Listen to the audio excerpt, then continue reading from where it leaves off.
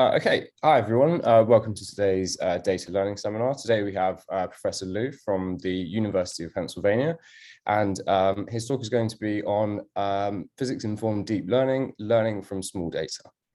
The floor is yours. Yeah, thank you, Jack, for the introduction. So in this talk, I will mention some of my past work and also ongoing work on physics-informed deep learning. So let me start with a simple motivating example. Let's go back to 500 years ago. And this is the picture of the Da Vinci. And at that time, he tried to understand the motion of the surface of the water, as you can see in the picture drawn by him. And especially, he tried to draw the picture of the motion of the water for different location, different geometry, maybe different size, different orientation of the plate. For example, I can see here, there are a few different possibilities. And here there are two pictures of the two specific plate location and orientation. And in this picture, we also have some color in the black or white. We can assume at that time, Da Vinci may did some experiment. What he did, maybe he put some dye into the water. Then the high concentration of the dye may be corresponding to the black color, and low concentration may be the white color. Now based on his observation, he drew this nice picture. And this is a special case, the view from the top to bottom. Now we try to understand what he has observed during that time from this picture.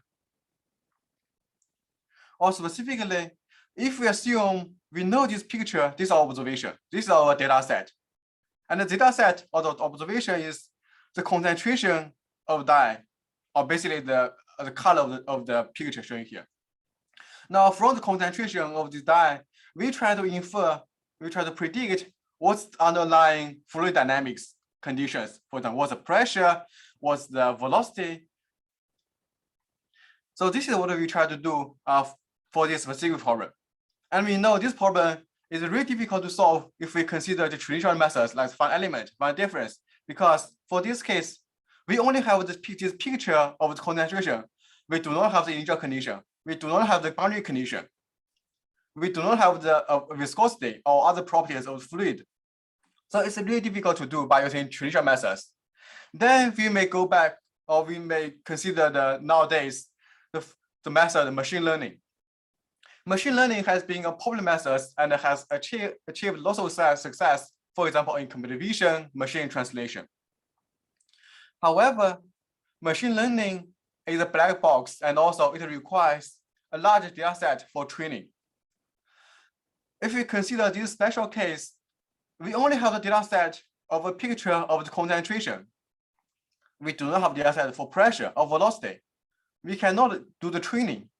Or if we try to generalize from the condition of one specific location orientation of the plate to other sizes or orientations of other plates to consider to infer the fluid condition.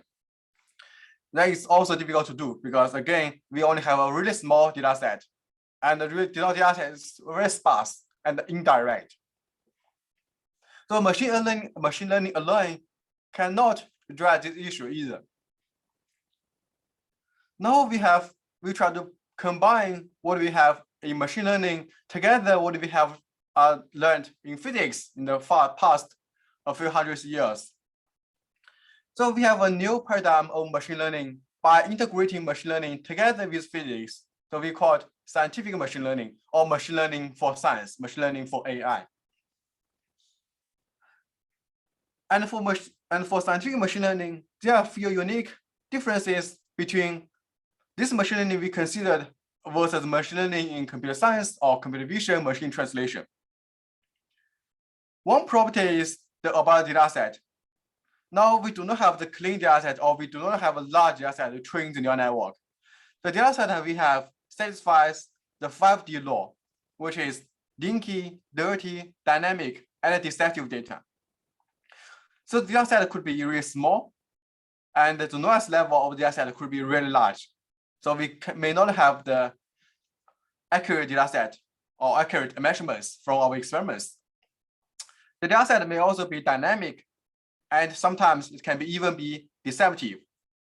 So we try to use machine learning to learn from this kind of data set and to infer some physics properties by integrating the physics.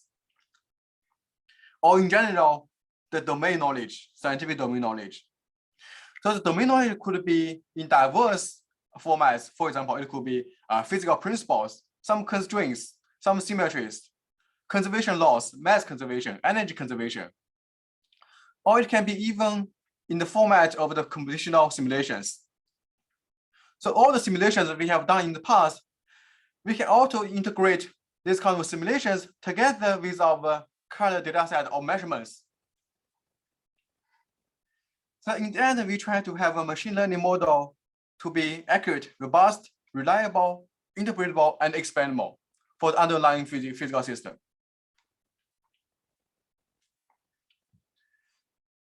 If we consider a specific task or specific underlying problem, we usually can classify the problem into three categories based on how much data set we have and how much information of the physics we have. On the left region, we consider a small data region, and then we have lots of physics. The standard problem could be if we consider for problem, we have the complete information of the underlying PDEs. So we know, okay, this is the diffusion problem. So we have a diffusion equation. So we have complete physics to describe the problem. In order to solve this problem, the only data information we need is initial condition and the boundary condition. So you can see this is a really small data set. We only need the initial and boundary condition. Then we can apply the traditional methods to solve this kind of problem, like find difference or finite element. So this is in the classical region of the applied mathematics or conventional maths. And on the right region, we consider the big data region. So this is traditional, or this is the region for standard machine learning or deep learning. We do not consider any physics, but we assume we have collected a large data set. Then by using deep learning, we can directly learn the underlying system from the large data set. And more interestingly, we consider the region in between. So we may have some physics of the system. We roughly know what's the equation of the system, but we may not have all the terms of the equation. Or we may miss some coefficients, some properties of the equation, for example, the viscosity of the fluid. So we have some physics, but not complete. In the meanwhile, we may have some data set of the system. For example, we may have the concentration measurements of the dye at a picture of the Da Vinci's turbulence. So this is the data measurements we have, but the data measurement is also small, it's sparse, and is not complete. Now we try to combine the imperfect data set together with the imperfect physics for learning the underlying system. So there are two standard problems in this region. For example, if we have some physics, some data set, then usually it can be formulated as an inverse problem. Or if we do not have physics, we only have data set, then this is the one type problem of the system identification or system discovery or PDE discovery. So there have been different methods being developed for these type of regions. And in this talk, I will briefly discuss two methods I have been working on in the past. One is the physics-informed neural network called PINN. Another one is DeepNet for operator learning. Or in general, before we go to the specific method, if we try to embed a physics into the machine learning framework, we usually consider there are three different principles for the physics-informed learning. On the left, we consider we have observational bias, which means the physics could be implicit, which means we do not have the clean equation of physics. But the physics can be in the form of some data set. For example, if we have the measurements from experiments, that's our ground truth, that's our real data set. But the physics can be some simulations. If we consider we have another data set of the simulation data set, although the simulation data set is imperfect compared to the experiment data set, but the simulation data set has some kind of physics embedded into the data set itself. So this is called observational bias. And the second principle is called inductive bias. For example, if we know the underlying system satisfies some special properties, then we may be able to directly construct the neural network or another deep learning frame method to directly satisfy this kind of requirements. For example, if we know the solution of the PDE is symmetric or it's periodic, then it's possible to directly construct a network to be automatically to be periodic. Then the last principle is called learning bias. So if we consider the physics can be in the form of PDE, then during the learning, we can tune the network to gradually satisfy the laws of the PDE. So this is the key idea of the physics-informed neural network. So I will start with the last one. So let's use a simple example to demonstrate the idea of physics-informed neural network. Let's consider inverse problem. So in this inverse problem, it's the region where we have a small data set and we have incomplete physics laws. So this is the problem of invisible cloaking. So let's consider we in the 2D region.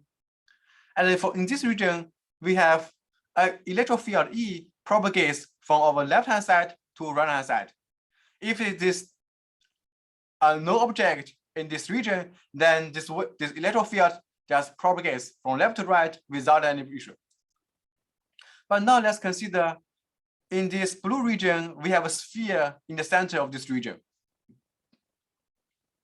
And this sphere has different property, different permittivity, epsilon 3, which is different from epsilon 1. Then due to the existence of this sphere, then from the right picture here, we can see then the downstream electric field will be perturbed, right? It's not the standard sine wave propagation. So this is due to the existence of this sphere. Now what we try to do is we try to have a cloaking region or another coding region in this pink color surrounding this blue region. And we try to choose the special property of the epsilon 2, special value of epsilon 2, such that if we look at the downstream electric field, from the measurements of the downstream electric field, we cannot infer whether there is an object in the center or not, because the downstream electric field, it has the same pattern, the same format, or the same equation as the upstream. So roughly speaking, due to the existence of this pink region, this blue sphere is invisible. So this is the problem setup, or more mathematically. So we have epsilon 1, epsilon 2, epsilon 3 are different properties of this region. Epsilon 1 is given, it's the property of the surrounding environment. And epsilon 3 is also given. But epsilon 2 is unknown. And epsilon 2 usually can be a function of x and y. And we have some target object for the E1, which is the electric field in the downstream. So this is only data information we have.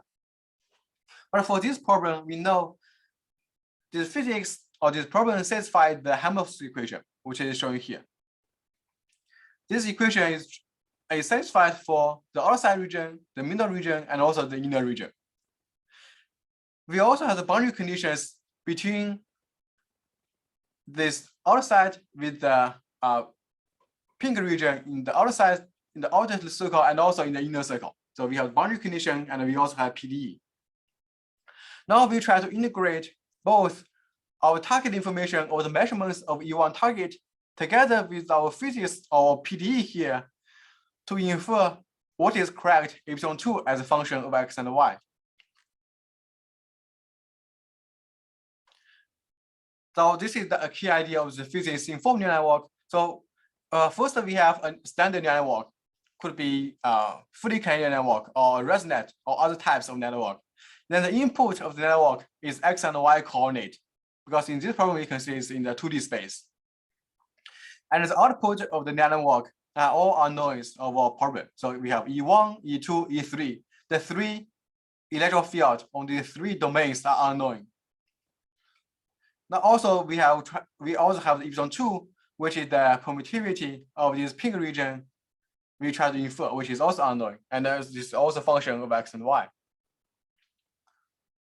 Now we try to construct the loss function of the neural network. So the first loss function is the measurements of the target pattern of the E1. So for E1, we have the data information. So we have the standard mean square error of the E1. But this is only information for E1. We do not have any data measurements for E2, E3, or epsilon 2. Now we try to constrain all the outputs of the network by using PDEs and also the boundary conditions. For example, for the first equation, we know the E1 and the epsilon 1 should satisfy the Helmholtz equation. And the same for E2 and epsilon 2 and E3 and epsilon 3. Then to compute this loss function, basically this mismatch of the PDE, there's one big difference between the physics in full neural network compared to the standard neural methods like find difference. In standard neural methods, if you try to compute the gradient or the derivatives of the E1, then we have to draw a mesh by using the find difference or find element. But in neural networks, we have the algorithm of the backpropagation or automatic differentiation. We can compute the gradients of E1 exactly by using the automatic differentiation without any truncation error. So this is one advantage of the physics in full neural network compared to the traditional methods. And also it's mesh free. We do not need to draw any mesh. So it's very convenient for complex geometry. So we can compute the error of this equation, this Laplace E1 plus epsilon 1 k0 square E1 for arbitrary point in the domain. So we try to enforce this loss to be 0 by adding this term into our loss function. And similarly, we have the loss for E2, epsilon 2, E3, and epsilon 3, and for all the boundary conditions. So now our total loss is a weighted summation of all these losses, the losses from the data measurements and the losses from the PDE and boundary conditions. Then by minimizing the loss function or the training of the neural network, when the network is converged, then we can have the correct the permittivity for epsilon 2, and also the ground truth of E1, E2, and E3. So you can see by using the neural network together with the PDEs, we can easily integrate all the information of the data measurements of physics. We can further add the information of some conservation laws. For example, in some problems, we may know the output is a mass, then we know it should satisfy the mass conservation. Then we can directly compute the mass conservation as in the loss function. So it's a very flexible framework for diverse applications. Then this is what we have after training. So the right figure here is the permittivity in order to make sure that downstream E1 is the same as upstream pattern. So this is the solution of the epsilon 2.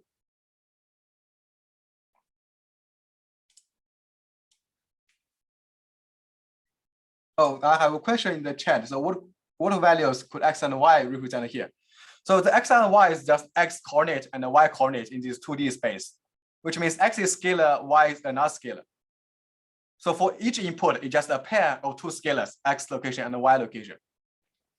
Right, therefore, arbitrary x and y coordinate, we are compute what's corresponding E1, E2, E3, and epsilon 2 on this specific location of x and y. And for this location, we are compute, okay, what's the error of the PD on this specific location. Then we just use a batch of different locations for training.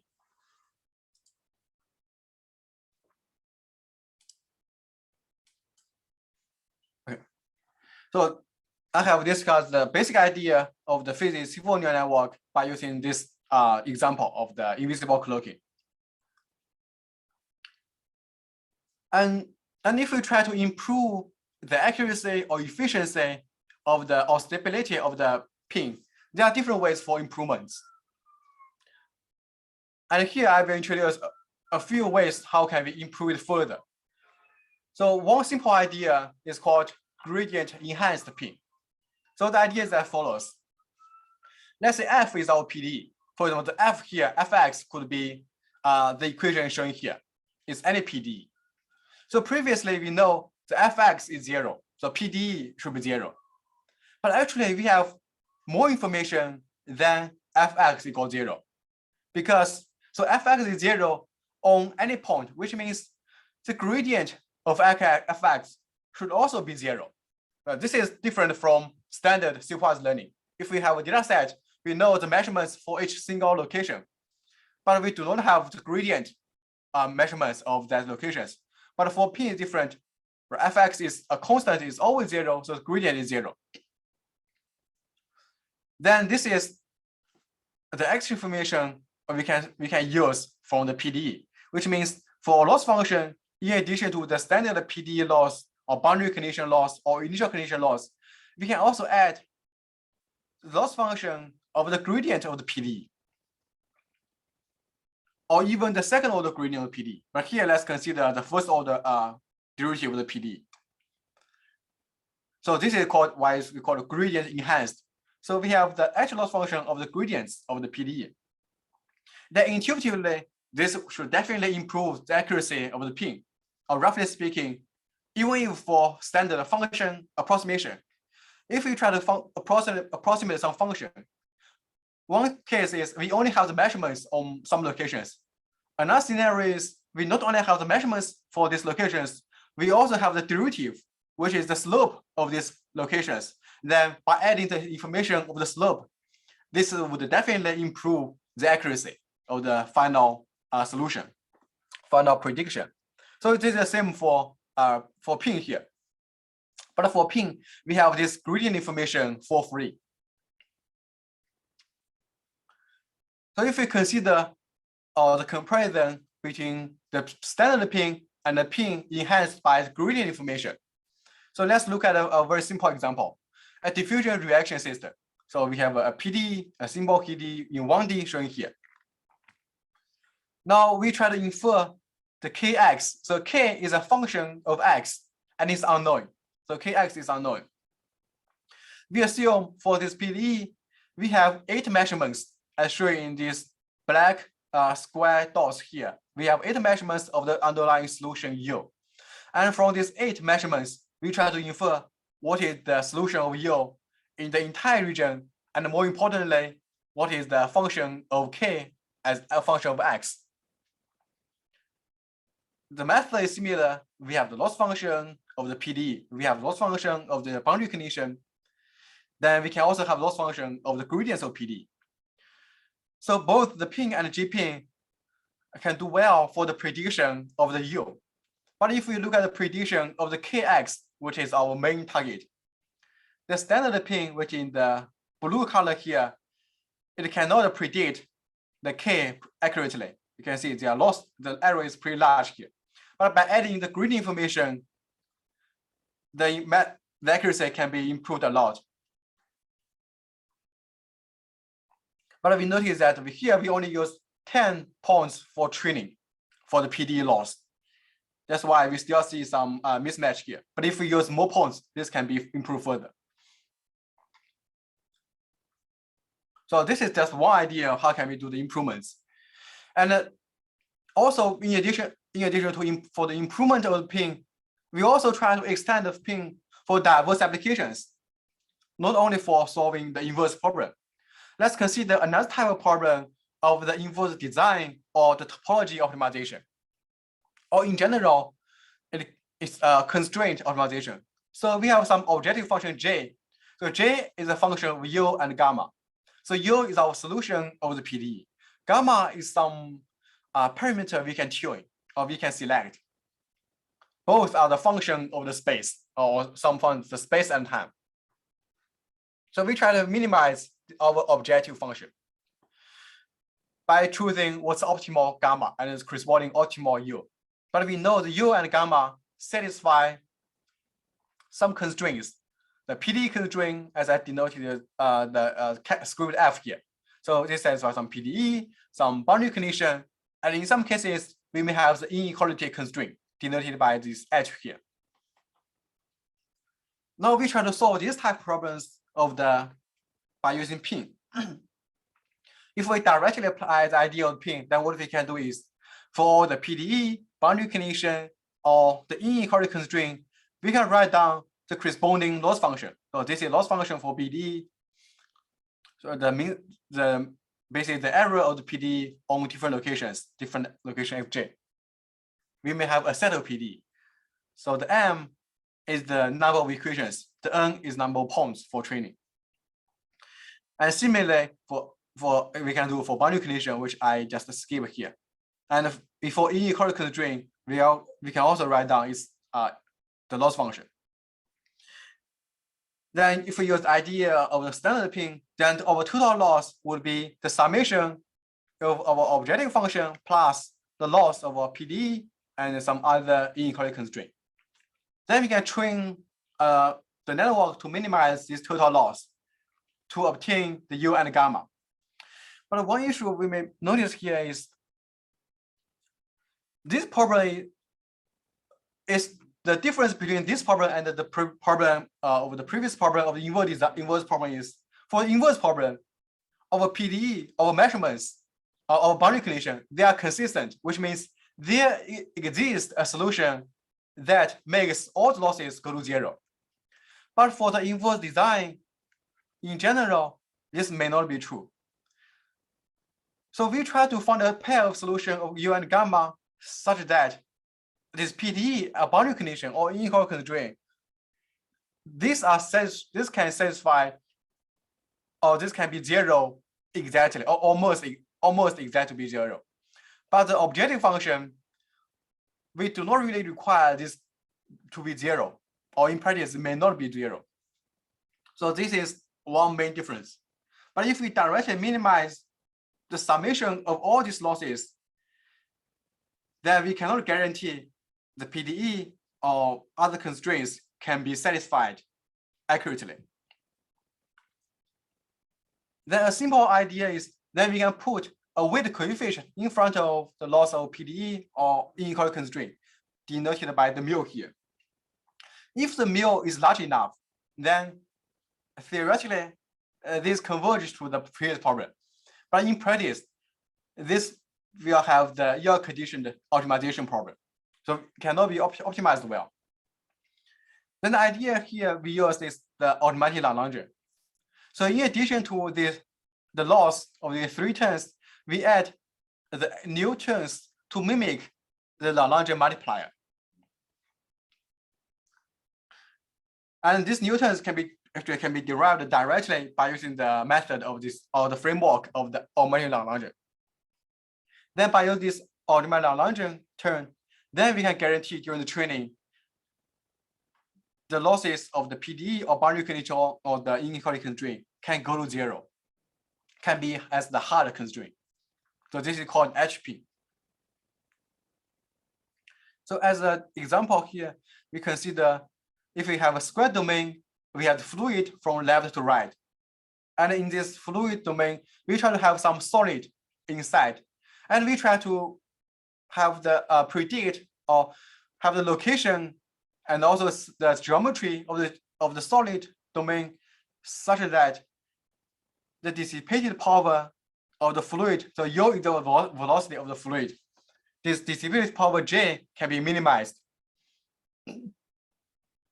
And also we require the total volume of the fluid can be at most 90%.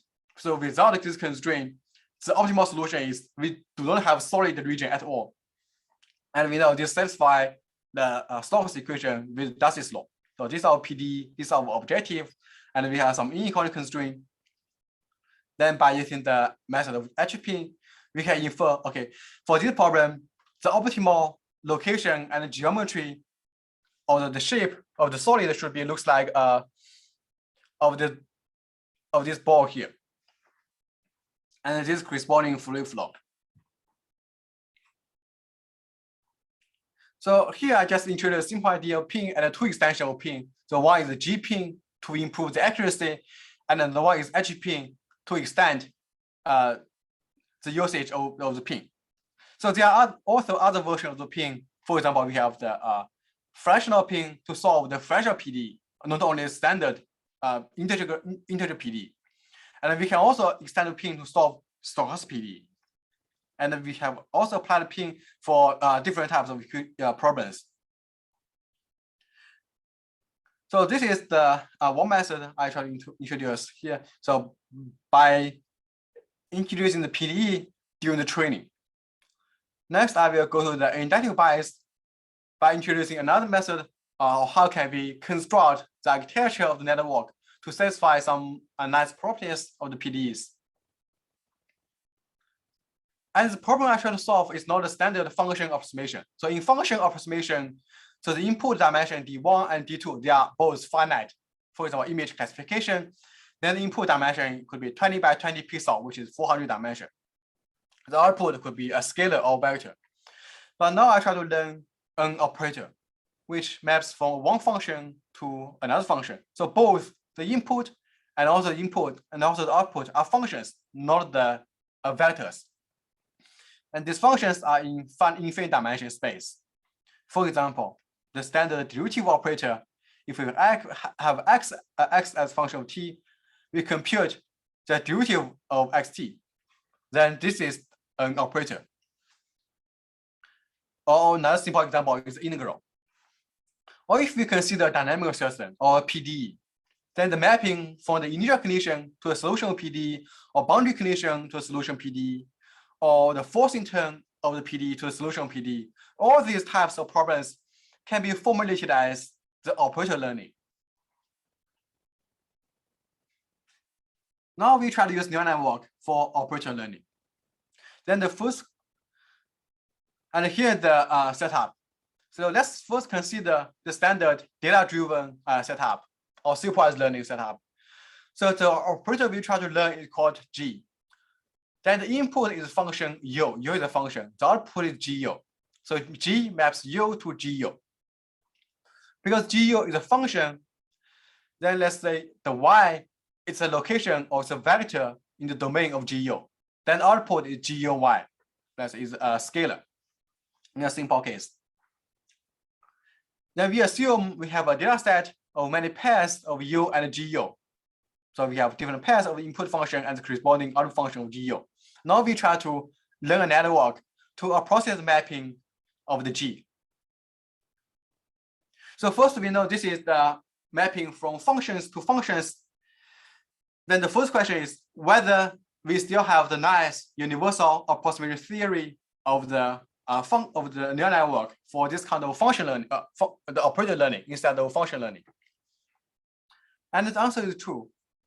So we found a theorem proved by Chen in 1995, which can be viewed an extension of the widely used universal approximation of the neural network for functions. And in this theory, roughly speaking, it says that if we assume the G is a continuous operator and our functions are in some nice space, for example, it's in a compact set and it's continuous functions, then for arbitrary, then for any function G or any input U and Y, there always exists a network such that if the network is large enough, then the error between the ground truth output and our network prediction can be arbitrarily small than epsilon. So you can see this is quite similar to the standard universal approximation theorem for functions, but it's extension from function learning to operator learning.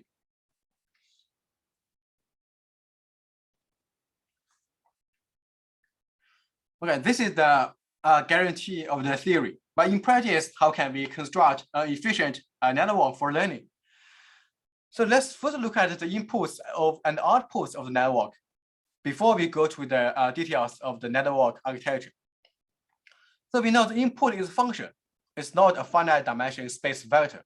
We cannot directly input a function into the network in in our computer. We have to reduce dimension of function from infinite dimension to some finite dimension representation. There are different ways to do this. A simple way is we can have a dense locations of x1, x2, and xm in the domain of U. Then ux1, ux2, and uxm can be a representation of the U. Now we have basically we have some error from U to this vector of U. But if the x1, x2 to xm are dense enough, the error can be small. So we can use this high dimension vector as our input to the network. Then for the output of the network, the output is GU, is still a function. We cannot directly output a function. Then a simple way is we can still consider the similar idea to handle the input. We can output the GU solution on location, let's say y1, y2 to let's say yk. Basically, we output only the solution of GU on some scattered locations. But here we try to avoid this kind of discretization for a few reasons. So first, we consider a case of the training data set that's shown in the red picture here. So if we assume for the first solution of U in the data set, for first U, we only have the location, or we only have the solution of GU on these two locations.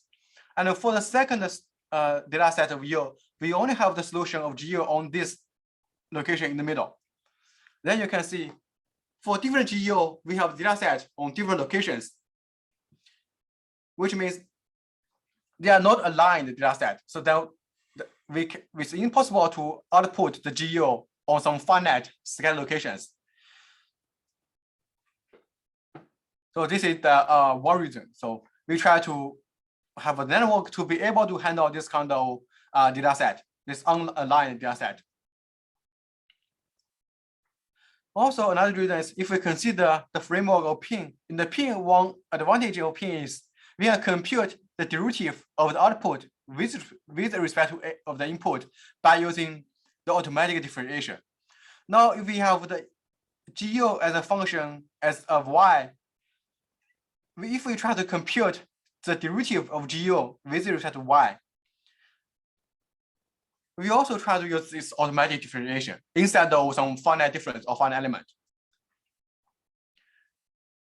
Then we try to avoid this kind of discretization. Then the way we do this is, in addition to the input of U, we also put y as another input of the network. Then output is the GU, the function of GU on the location of y. Then you can see we can directly apply this kind of framework for arbitrary data set. And also we can compute the derivative of GU with respect to y directly use the backpropagation. So the framework is still mesh free and satisfy all the nice properties we have for PINNs. Okay, then let's look at the details of the inside the architecture. In order to design the architecture, let's look at the function of GUY. So GUY, we know, for example, the solution of the PDE for different input of U.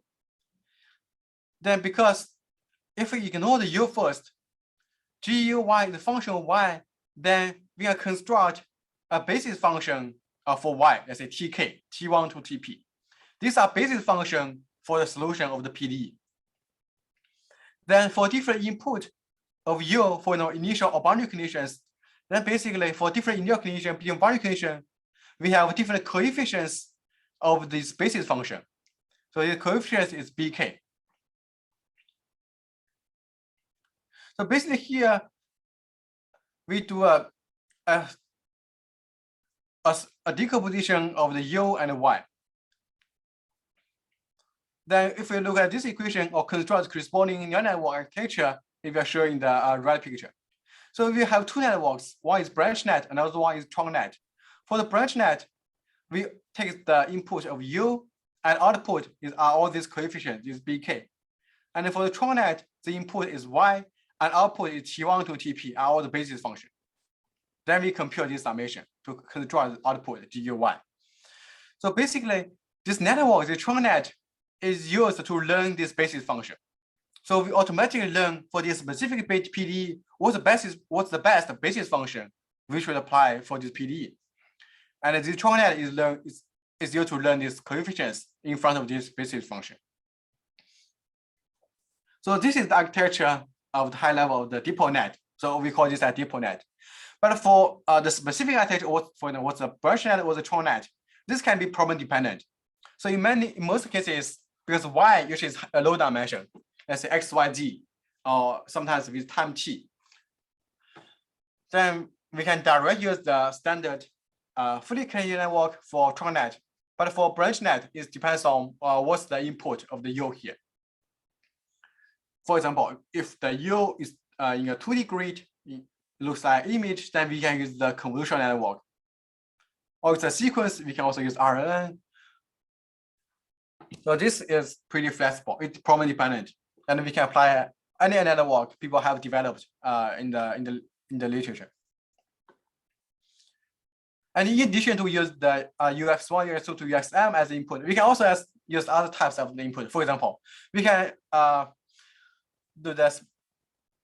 We can write down the U as a summation of the Fourier series. Then all the coefficients of the Fourier series can be used to represent the U. This also can be one choice. But here I mainly use this simple representation. So this is the idea. And then let's look at a few simple examples. One is the OD example. This is the most simple case. So ds of dx equal to u. We have the zero initial condition. Now we try to learn the mapping from the right-hand side of ux to the solution of the s. And in this case, we can write down this solution as the integral. And we have a few selected versions of depot net, but here let's only look at the last version on the right column. So the blue one is the training error, and the red one is the testing error. And for a fixed data set, we can see the training error is small, and also, but more importantly, the gap between the training and testing is small. If we do the comparison with other networks, for example, for the very standard FNN, the fully connected network. For the FNN, for the same data set, we can make the training error very small if we use a large network. That's easy to do. But here, the best smallest training error cannot give us the best testing error. Then we did a good research of the network size, the depth, the width, the learning rate, and the best testing error we can find is shown here, roughly 10 to the negative 4, the mean square error. And this is corresponding training error. So for the best case, there is still one order magnitude gap between the training and testing.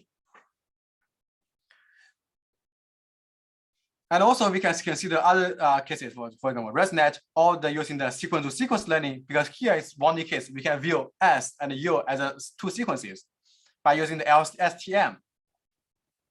And for STM, it's better than the standard FNN, but the gap between the training and testing is still large compared to the depot net, as shown in the right picture here, the best depot net here. So the main advantage of depot net from this case we can see is the depot net has really small generalization error, which means it can be generalized from training to testing, better than other architectures. So if we try to improve the accuracy of the LSTM, then we can, if we do a large data set, for example, 10 times larger data set, then we can have similar performance. So this is the most simple case to demonstrate the key advantage of a depot net.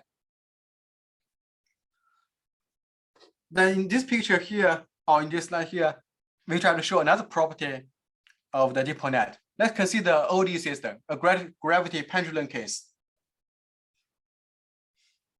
So for this pendulum case, we try to learn the mapping from the UT, which is external force on this pendulum, to the solution of the pendulum, the location and the velocity of the pendulum.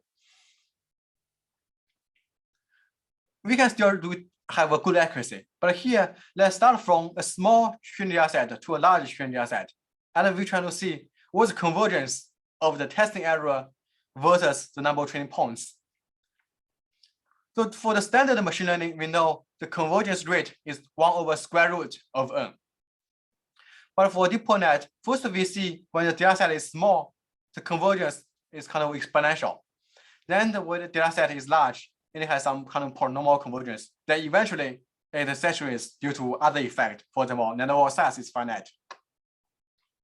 So this is a very interesting phenomenon we have observed in many cases. So for small data set, we have exponential convergence. For large data set, we have some polynomial convergence. Let me see the question in the chat. So PINN is trained with given BC. For unseen BC, do we need to train again? For the first case, for the first talk, a part of talk is PINN. That's true. It can be only applied to a specific BC.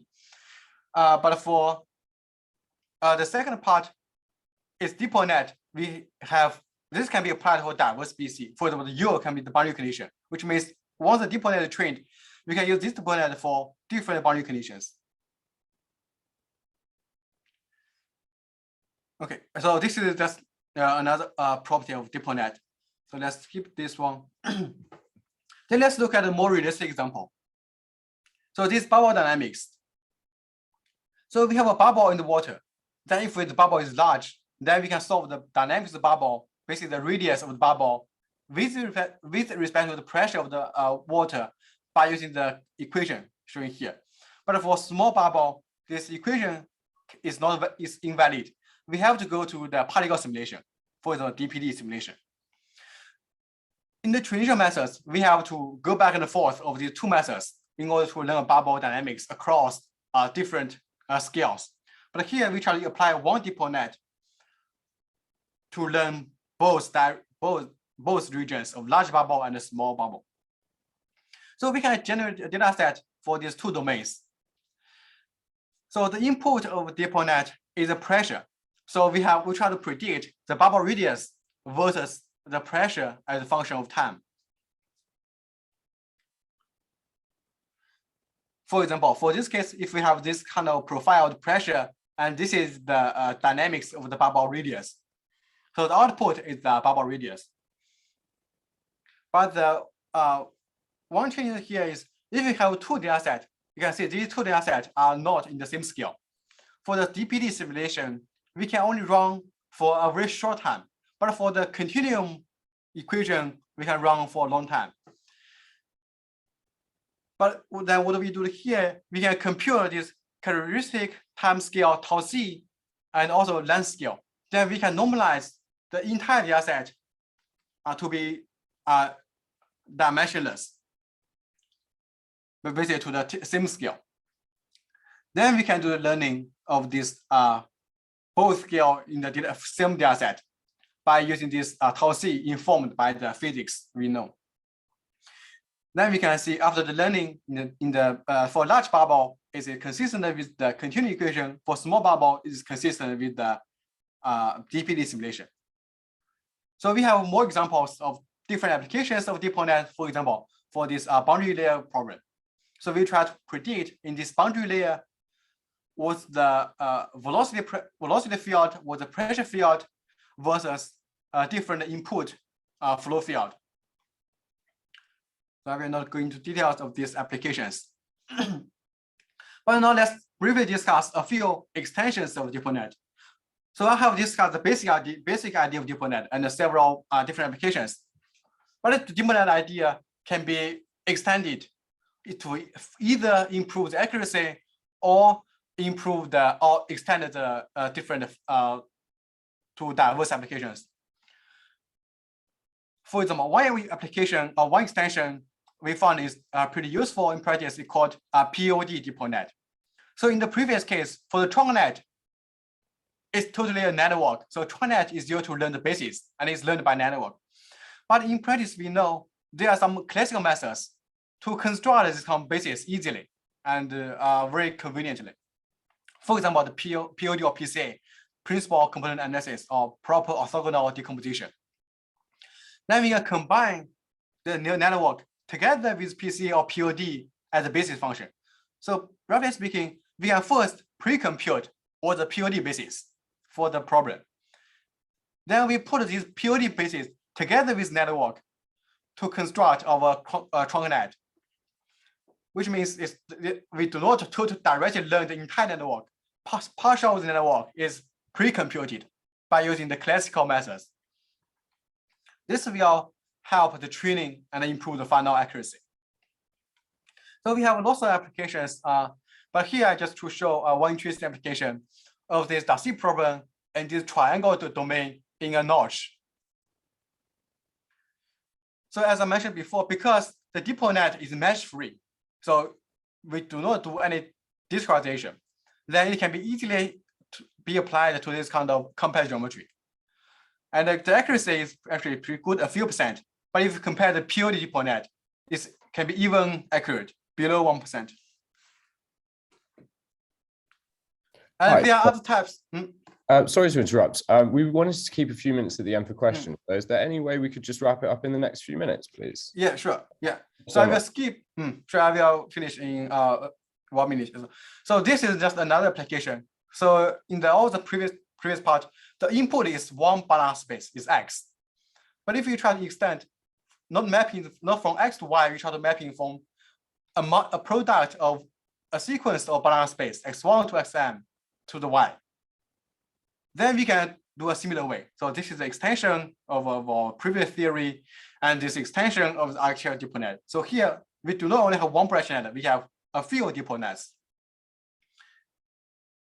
Okay, and the last example here, I just briefly discuss the key idea in 1 minute. So in practice, another change is we may not have a large data set for training. The data set can be really difficult to obtain. Then we can use the idea of the multi-fidelity learning. So if we consider we have two data sets, one data set is accurate, for example, for experiments, or another data set is less accurate, for example, for simulations. But for simulation data set, we can have a lot, right? We have a few level data set. On top, we have accurate but small data set. In the bottom, we have less accurate but large data set. Then we can try to combine different levels of data set together to do the learning and to have the better accuracy. And this idea can be applied to DeepNet. So we have another version of DeepNet called the multi-fidelity DeepNet that can integrate different levels of the data set. So I will skip the technical details here, but let's look at the one specific application of this problem. So it's called a BTE problem. Let's only look at this picture here. So for this problem, if we only consider the accurate data set or the high fidelity data set, when we go from small data set to large data set, this black line is accuracy. Its accuracy is bad. If we only have let's say the simulation data set, the low fidelity data set, the accuracy is here. Because this is an inaccurate data set. If we combine these two data sets together, then we can have one order magnitude improvement if we use the same amount of data set, as shown in the red color here. So this is one very powerful idea, but I will not go to the details of the method. So this is the summary. So we have a family of DeepNets and diverse applications. And all the PINNs and DeepNet can be directly be implemented in the software called DeepSD. And it has been used by many universities, labs, and the industry. And welcome to use this library and also implement new versions of PINN or DeepNet based on the library. Yeah, thank you for the attention. Thank you very much for that, Professor. We're going to open the floor up for a few questions really quickly. So there's a few in the chat box first that I'll just read out. So yeah, so firstly, the loss function of a plane contains both data loss and a physics loss term. How to properly choose the weight coefficients to make a balance between them so that both the data loss and the physics loss will converge to small values. Yeah, this is a good question. As you can see here, so for different losses, we may have different weights. And in practice, in some cases, this weight can be very important. Without a correct choice of the weight, we may not have good solution. And there are a few different ways actually to choose this weight. One is manually. So based on our intuition or our experience, in most cases, the boundary condition or initial condition or data loss should have larger weight than the PD loss. So this is the one.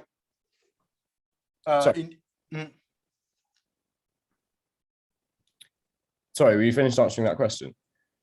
Yeah, this is the simple way, but there are also some automatic way. So there are a few ways actually people have proposed in the literature. How can we automatically tune the weights based on the current loss value?